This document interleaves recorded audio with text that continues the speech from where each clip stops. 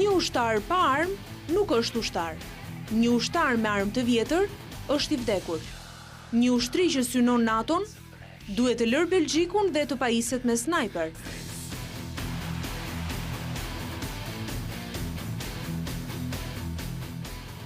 Tashmë ka rreth një vit që forcat speciale shqiptare kanë larguar nga shërbimi këtë Kalashnikov, ose e njohur më mirë si AK-47 dhe pistoleta TT-33, të cilat tani për tani përdoren vetëm nga forcat e zakonshme të armatosura, si dhe nga policia e shtetit.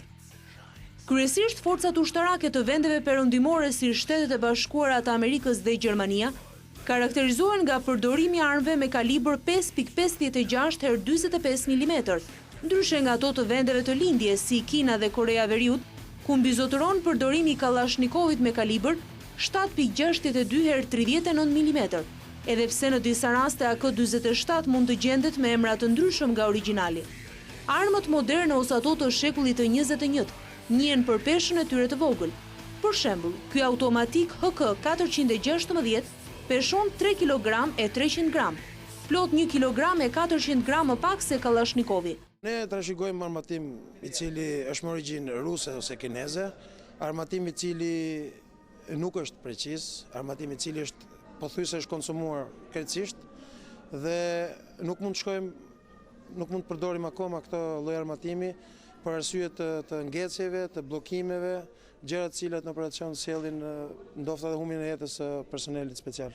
Ka ardhur si domosdoshmëri ndrimi i armatimit të vjetër me armatimin e ri, ku ne jemi fokusuar në zëvendësimin total të këtij armatimi, me armatimin më të mirë që është sot në botë nga kompania prestigjioze Heckler & Co. Ndrimi i këtij armatimi konsiston në 4 kategori armatimi. Armë precizionit lartë të distancave të mesme dhe distancave të largta, armë automatike bazë të trupës operacionale, armë për veprime ujore dhe nënujore dhe armë për shoqërimin e VIP-ave. Shqipëria 3 milionshë ku i gjithë populli ishte ushtar kishte në vitet e diktaturës 6 milion Kalashnikov. AK-47 u prodhua për herë të parë në 1947 nga koloneli i ushtrisë së kuqe Mikhail Kalashnikov. Për rreth 50 vjet ajo ka qenë arma më vdekjeprurse në botë, madje më shumë edhe se bomba atomike.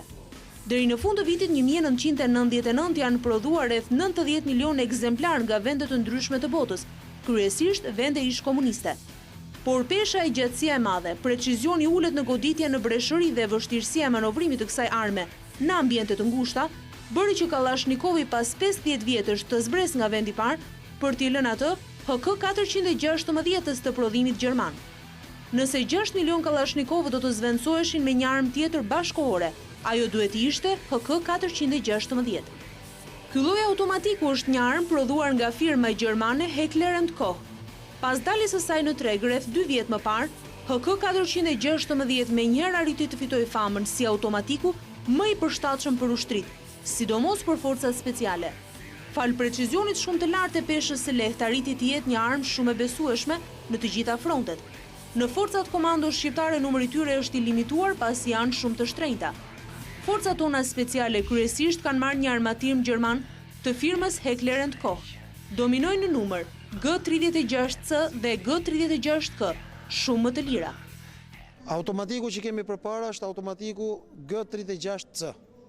Është automatik i cili është në përdorimin e ushtrisë gjermane, përdorimin e forcave speciale SAS të Anglisë. HK-MP7 mund të quhet pistoleta automatike më e frikshme të gjitha kohëve. Ajo është e përshtatshme si për forcat speciale ushtarake, ashtu dhe për ato të policisë. Automatiku MP7 i fabrikës gjermane Heckler & Co. Është një armë me kalibrit vogël, por fuqia e saj shpuse ose depërtuese është 4 herë më e madhe se e Kalashnikovit. Snajperi HK-417 pushke precizionit shumë të lartë.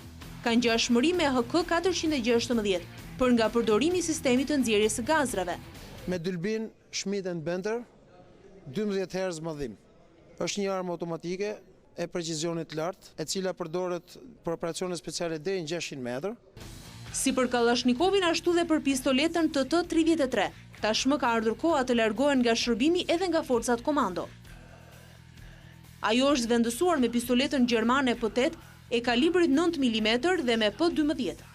Peshon 670 gram, është armë ku mbi të vendosen të gjitha aksesoret, gjithashtu mund vendoset edhe silenciatori, është armë përdorim të shumë forze speciale sot në botë. Pistoleta P12, kreri saj përdor 12 fishek, është me silenciator të integruar dhe është armë që përdoret nga forza speciale.